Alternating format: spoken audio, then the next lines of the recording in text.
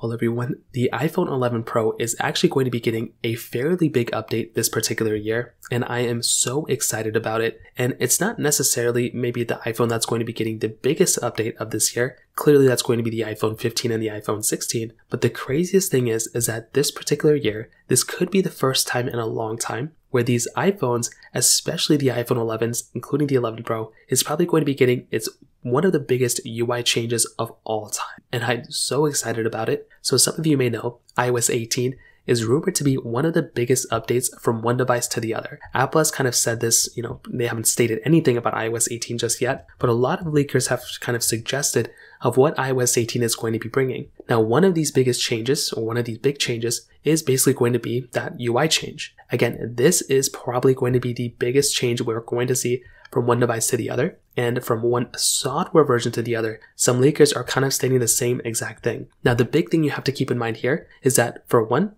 again, if you're getting this type of device, if you're getting an iOS 18 type of device, we don't know what devices are going to be supported on iOS 18 right now. It could be the iPhone 10 or above, or it could be the iPhone 11 or above. But regardless, I'm like 90% positive that potentially the iPhone 11 series are going to be supported. So this means that the iPhone 11 Pro is also going to get supported in this version of software as well. And if you're looking at it from that particular perspective, that is a very, very big deal, because this is an older iPhone that has an older chipset that's basically going to be going from the second to the oldest iPhone on iOS 18. But if everything goes right, iOS 18 potentially could be a very big upgrade. Hopefully Apple's working on stability. And the fact that Apple is kind of not, making a lot of movement with iOS 17 right now has been pretty stagnant for a while. I'm pretty sure Apple is making sure that iOS 18 is going to be as stable as possible, because the last thing Apple wants to do right now is to kind of cause too many issues with iOS and then make the shareholder price and the stock price go down even more than it's already gone down throughout this whole entire year. Apple needs to make a hit on iOS 18.